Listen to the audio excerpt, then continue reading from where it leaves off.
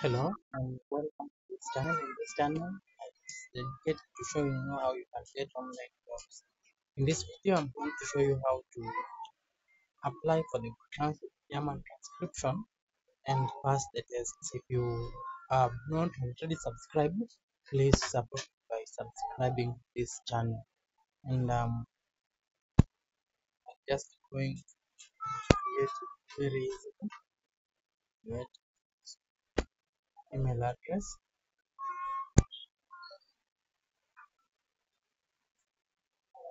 Yes, so this is the German test, and we are going to do it. You see, we have told that mass is 400%. So begin straight away. So the first question is asking for correctly punctuated sentence, and here option A you can see, and when it's wrong, B again is wrong. So we are left with the option C. We move on to question 2, and question 2 asks full verbatim includes false beginnings, that is true. Filler words are words like words that people fill in their conversation. Slips of the tongue, they are also included. Repetitions when a person in full verbatim must include that colloquial language that is included to and start. Question number 3. What are the consequences of not following the transcript guidelines? If you don't follow the guidelines, you can be put team, and then you again get a bad rating, a poor rate, that is a rating that is below the average. Number 4. What should you do if you cannot understand one or more words due to loud background noise? If there is background noise that makes you unable to understand what the speaker is saying, you mark it as inaudible and give the correct timestamp.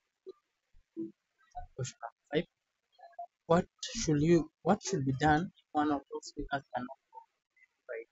If you are not able to identify a speaker, always mark the speaker label but include the question mark at the start of the speaker label. This indicates to the editor that even though you have marked this speaker as maybe speaker 1 or interviewee in this case, you are not sure if it's the interviewer or interviewee. It is this speaker who is talking, so that the editor can do more checks on this.